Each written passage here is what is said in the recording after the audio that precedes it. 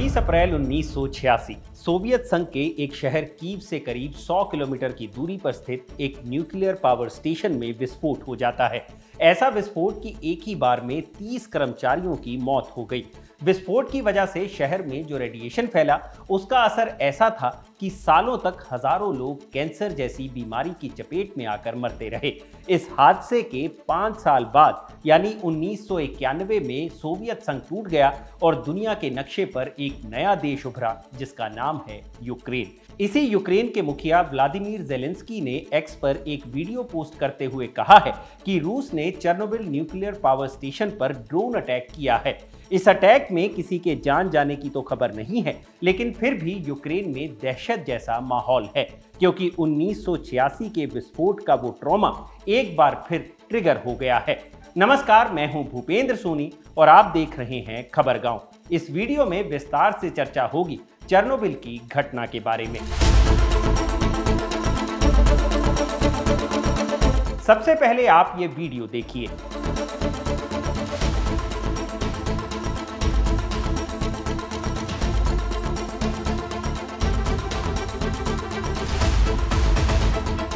चौदह फरवरी की दोपहर यूक्रेन के राष्ट्रपति व्लादिमीर ज़ेलेंस्की ने एक्स पर यह वीडियो पोस्ट किया। वीडियो में चेर्नोबिल प्लांट से पहले एक तेज रोशनी चमकती है और फिर धुआं फैल जाता है। ज़ेलेंस्की ने वीडियो शेयर करते हुए लिखा है कि एक रूसी ड्रोन ने चेर्नोबिल पावर स्टेशन की तबाह हो चुकी चौथी इलेक्ट्रिकल यूनिट के शेल्टर पर अटैक किया। यह शेल्टर यूक्रेन ने यूरोप और दुनिया के अन्य देशों के साथ मिलकर बनाया था। अटैक में शेल्टर को नुकसान पहुंचा है। फिलहाल आग बुझा दी गई है। रेडिएशन लेवल अब तक नहीं बढ़ा है, लेकिन निगरानी रखी जा रही है। रूस को उसकी करतूतों के लिए जिम्मेदार ठहराया जाना चाहिए। सवाल है कि चेर्नोबिल पर ड्रोन अटैक से यूक्रेन इतना घबराया हुआ क्यों दिख रहा है। इससे पहले चेर्नोबिल से ऐसी क्या त्रासदी जुड़ी है जिससे यूक्रेन के साथ साथ बाकी देशों की चिंता भी बढ़ सकती है। चलिए शुरू से बताते हैं यूक्रेन के इस डर की असली कहानी। 26 सितंबर 1977 को सोवियत संघ में कीव शहर से 100 किलोमीटर की दूरी पर चेर्नोबिल न्यूक्लियर पावर प्लांट की स्थापना की गई। यहां आपका ये जानना जरूरी है कि 1991 में सोवियत संघ के विघटन से पहले रूस और यूक्रेन एक साथ थे। इसी यूक्रेन वाले इलाके में कीव पड़ता है। चेर्नोबिल के प्लांट में 1000 मेगावाट के 4 रिएक्टर थे। स्थापना के 9 साल बाद यानी साल 1986 की बात है। 25 अप्रैल के दिन प्लांट में एक टेस्टिंग की तैयारी शुरू की गई। टेस्टिंग के लिए प्लांट में बिजली सप्लाई कम कर दी गई और एक तय समय पर पहुंचते पहुंचते पूरी बिजली सप्लाई खुद ब खुद बंद हो जाती है। सवाल है कि ये कैसी टेस्टिंग थी जिसके चलते बिजली सप्लाई पर ही ब्रेक लगाया जा रहा था। बहुत टेक्निकलिटीज में ना जाते हुए मोटे तौर पर ये समझिए कि टेस्टिंग से ये पता लगाने की कोशिश हो रही थी अगर बिजली सप्लाई कम हो जाए या ठप पड़ जाए तो क्या इमरजेंसी जनरेटर चालू होने तक प्लांट में लगी टरबाइन खुद बिजली आपूर्ति कर सकती है या नहीं। तो ये टेस्टिंग का लक्ष्य था। 26 अप्रैल को जैसे ही टेस्टिंग प्रोसेस शुरू हुई, रिएक्टर में बिजली सप्लाई तय पैरामीटर से नीचे गिर गई। ऐसा होना एक बड़े खतरे की निशानी था। खतरा दिखा भी। अव्वल तो खतरे की निशानी दिखते ही प्लांट में मौजूद कर्मचारियों को ये टेस्ट रोकना चाहिए था, लेकिन ऐसा नहीं हुआ और परीक्षण शुरू कर दिया गया।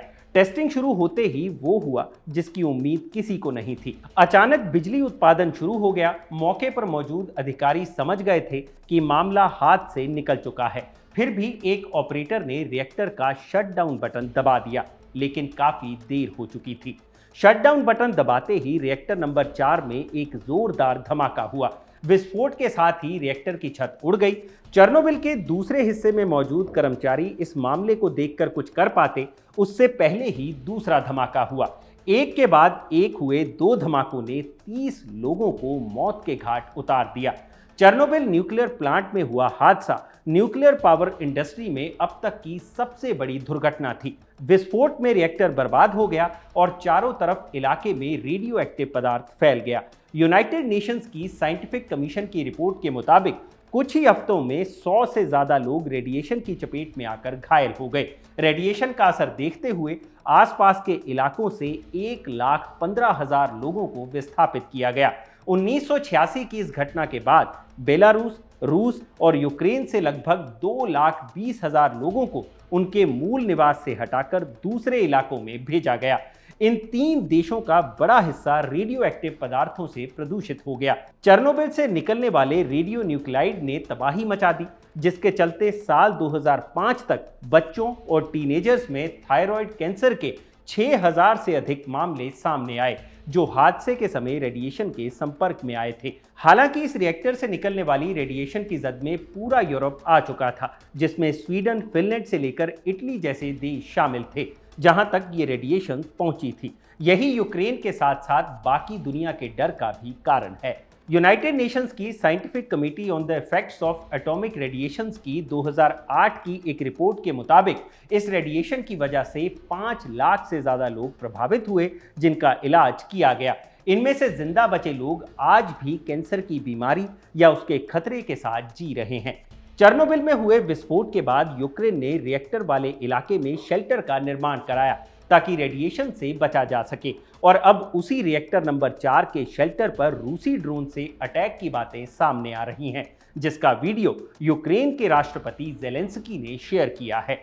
अब ये तो हुई चेर्नोबिल की घटना की पूरी बात, लेकिन ऐसा ही एक न्यूक्लियर रिएक्टर हादसा जापान के Fukushima Daiichi nuclear power plant में भी हो चुका है। 11 मार्च 2011 को 9 मैग्नीट्यूड का एक भूकंप आया और उसके बाद सुनामी आई, जिसके चलते इस प्लांट में बड़ा हादसा हुआ, जिससे प्लांट की बिजली कट हो गई और रिएक्टर के कूलिंग सिस्टम ने काम करना बंद कर दिया और ये गर्म होना शुरू हो गया, जिसके बाद रिएक्टर में विस्फोट हुए और रेडिएशंस का रिसाव होने लगा, जिसके चलते वहां की हवा, पानी और मिट्टी में प्रदूषण फैल गया और इस प्रांत के 1,60,000 लोगों को विस्थापित करना पड़ा। इस हादसे ने जापान की अर्थव्यवस्था पर काफी गहरा असर डाला था और ये हादसा भी चेर्नोबिल की तरह ही भयानक हादसों में गिना जाता है। तो ये थी चेर्नोबिल विस्फोट की पूरी कहानी। अगर आपको ये वीडियो पसंद आया हो तो इसे लाइक और शेयर जरूर करें और जानकारी से भरे ऐसे ही और वीडियोस देखने के लिए सब्सक्राइब करें हमारा चैनल खबरगांव। शुक्रिया।